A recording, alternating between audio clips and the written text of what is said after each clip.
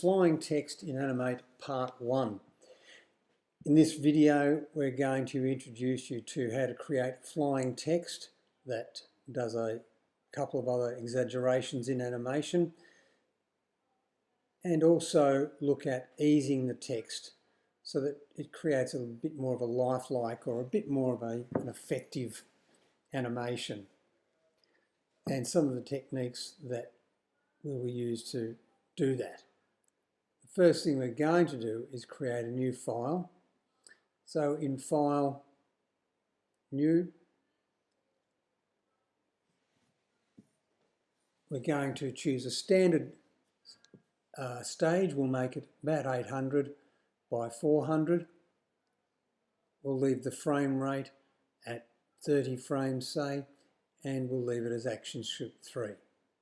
We'll go Create. There's our blank stage. The first thing we're going to do is click on some text, and we're going to create some text that will fly in and fly out. When you click on your text tool, you can go to the Properties dialog box. You can see there's a range of different fonts that you can choose from, and you can choose colors, you can choose font sizes. You can type in the size of the font, you can bold it, you can configure the paragraphs and various other options in the actual text. For the moment though, we'll stick with a Verdana or something like that, something simple. I'll leave the fill as blue.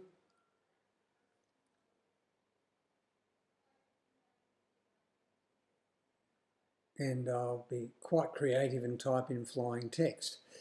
The other thing I will do with that text is I will turn it into a symbol.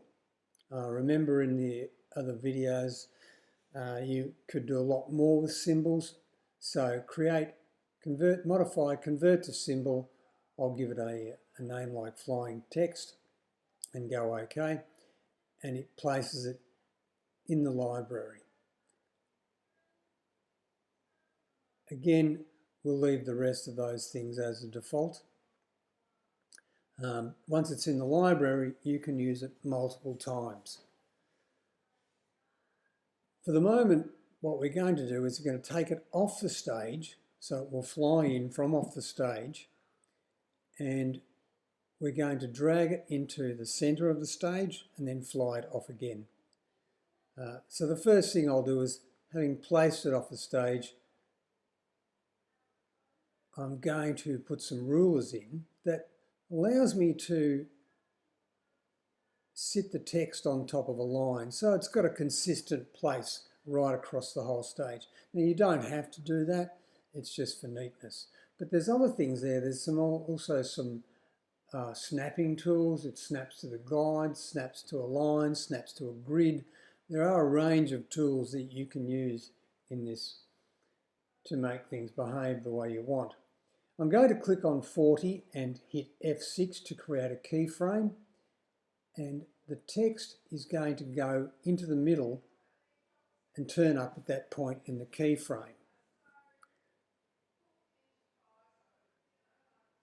So I want it to go from the start, where it's off the stage, into the middle, where it's in the middle of the stage. How do I do that? To make it automatically happen, I right-click somewhere in the grey line and I choose a classic tween.